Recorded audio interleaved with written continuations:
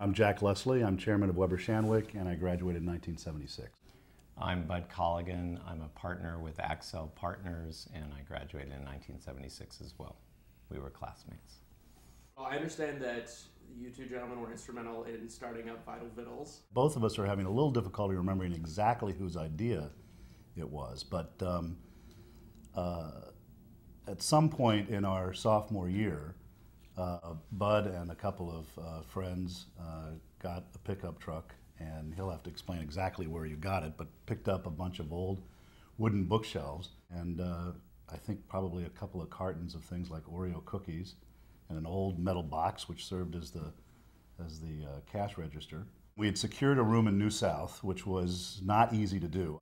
A friend took one of the cardboard boxes and drew Vital Vittles, came up with a name and stuck it on the outside of the door, and henceforth it was Vital Vittles. I think that you know, the whole idea of the Corp came out of a set of services for students. There wasn't anything like that on campus. There was no place to purchase sundries, and you know, I remember Diddy Moore beef stew, you know, in a can. We thought that it would be a great idea, and this room was right at the stairway before you went down into the cafeteria, which was the primary cafeteria. So we thought there'd be a lot of student traffic there, and so that's where we started it, and then it eventually moved into the Healy basement. Fellow who owned Weissmuller's and the Tombs in 1789, Dick McCooey, was not real happy about all of a sudden having this competition. I can remember he one night invited me for a dinner at 1789, where he was very charming and did everything he could to sort of convince me that we didn't really need things like Vital Vittles.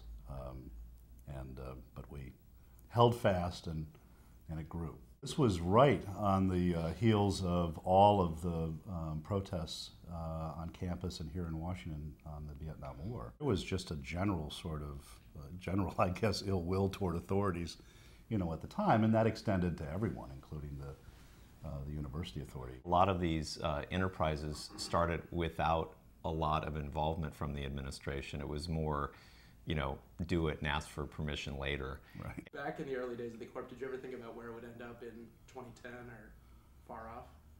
No. I think every year so much changes and so much happens.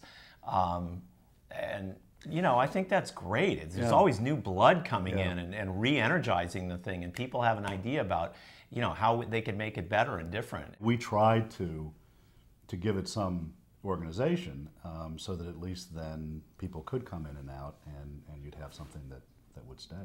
After Georgetown, I went to work for a big bank.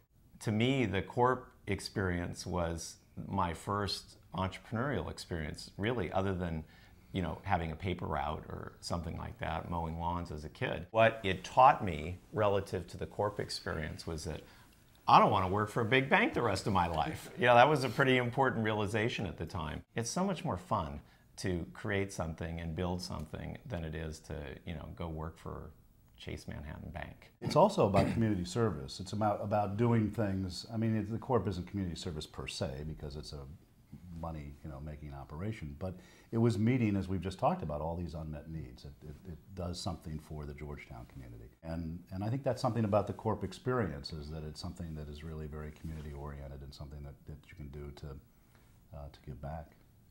We were more builders. You know, we inherited that and then really built, and I think that's what our class would be remembered for. Yeah.